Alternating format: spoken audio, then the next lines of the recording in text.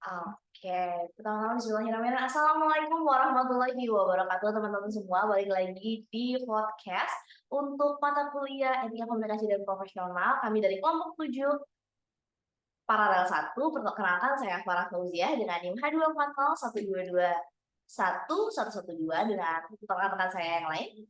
Saya Muhammad Sudan Wahyu dengan NIM A2401221 045. Saya Siska Afiani dengan NIM H2401221 024. Saya Aris Marianti dengan NIM H240 1221 121. Saya Catur Setiawa Budi Wibowo dengan NIM H2401 221133. Oke, dan kita nggak sendiri teman-teman, kita udah punya narasumber yang keren banget. Mungkin kakak boleh dikenalin? Oke, halo semuanya.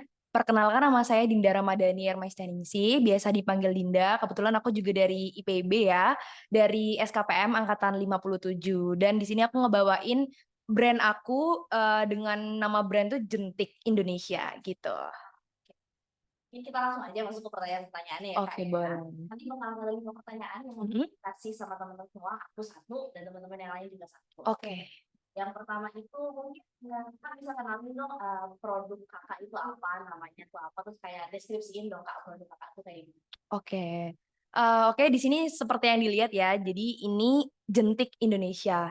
Nah, Jentik ini adalah jeans dan batik gitu untuk filosofi namanya. Nah, apa sih Jentik itu? Nah, Jentik ini merupakan sebuah brand fashion upcycle. Jadi kita memanfaatkan jeans bekas atau jeans yang udah nggak terpakai yang dipadukan dengan batik untuk melestarikan budaya Indonesia gitu. Jadi semacam produknya itu kayak tas, topi, dan obi bel dan lain sebagainya gitu. Mungkin dari teman saya yang lain. Mungkin dari saya. Jadi, gimana sih cara brand kakak tuh dari Haki itu step by stepnya dan berapa lama itu untuk mengurus Haki? Oke. Step by step ya, sama berapa lama gitu. Jadi untuk stepnya itu sebenarnya waktu itu aku pernah pengen ngurus sendiri. Jadi aku cari informasinya itu di internet kayak gitu, terus aku coba-coba urus dan lain sebagainya. Terus tapi kayak ngerasa susah karena banyak hal yang harus dilengkapi, tapi aku waktu itu stepnya berhenti di pembayaran. Jadi belum sampai ke pembayaran, kayak masih mikir-mikir dulu gitu, takutnya ada kesalahan dan lain sebagainya kan. Nah, kebetulan di saat yang bersamaan aku dapat informasi kalau misalnya IPB itu ngefasilitasin terkait pembuatan haki ini. Jadi beberapa kayak legalitas tentang usaha gitu, IPB itu memfasilitasi, salah satunya ini di haki. Kebetulan terus aku langsung kontak pihak yang ngurusnya itu. Kemarin saya diurus sama Bu Lulu. Di situ aku diminta untuk menyerahkan beberapa soft file.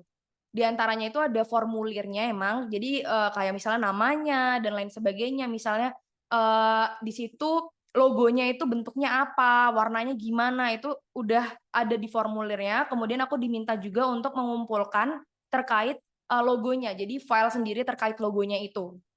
Nah, kemudian udah nih aku kumpulkan kepada beliau, jadi yang mengurusi ini dari pihak IPB. Nah, apa sih bedanya kalau misalnya kita ngurus sendiri sama ngurus IPB?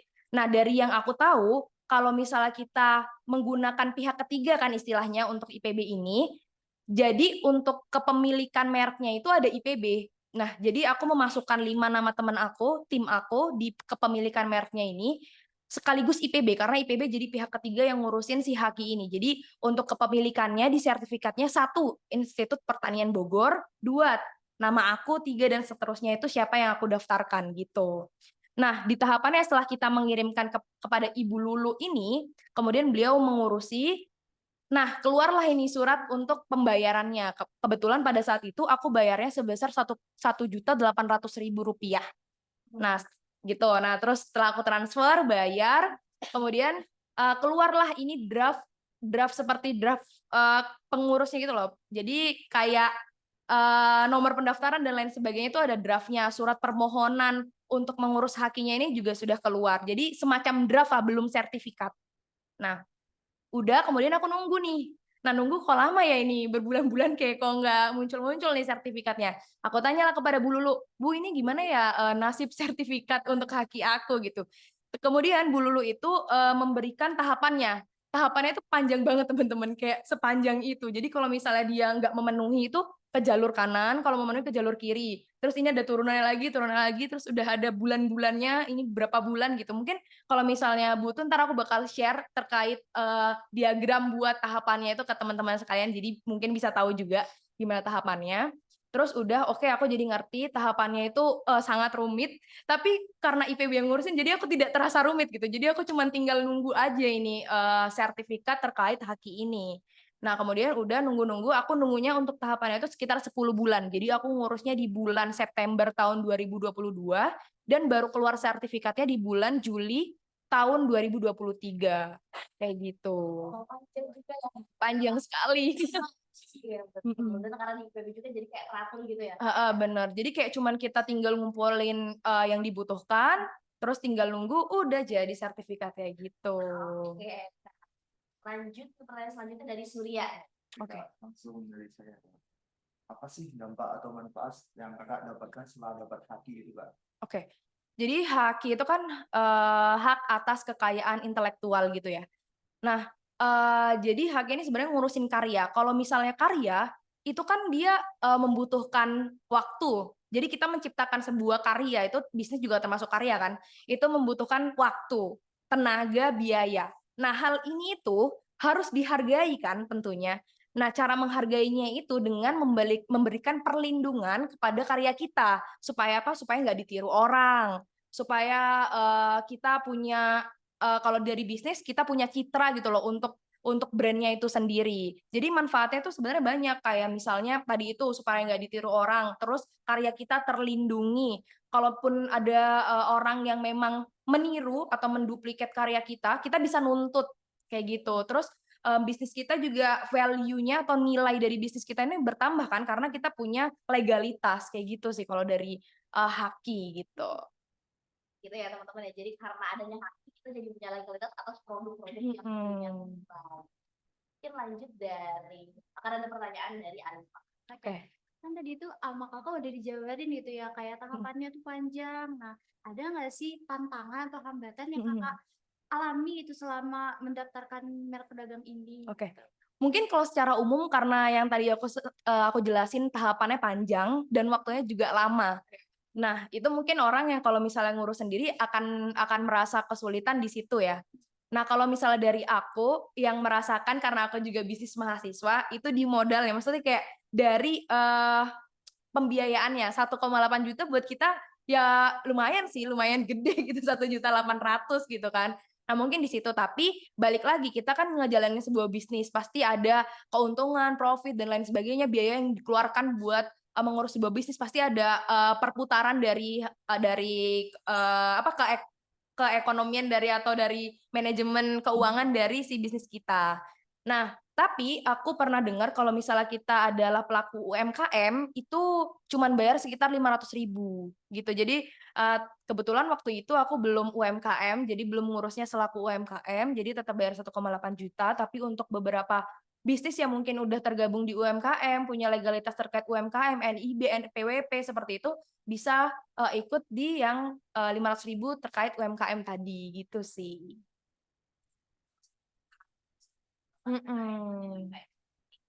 Kita akan dari Siska.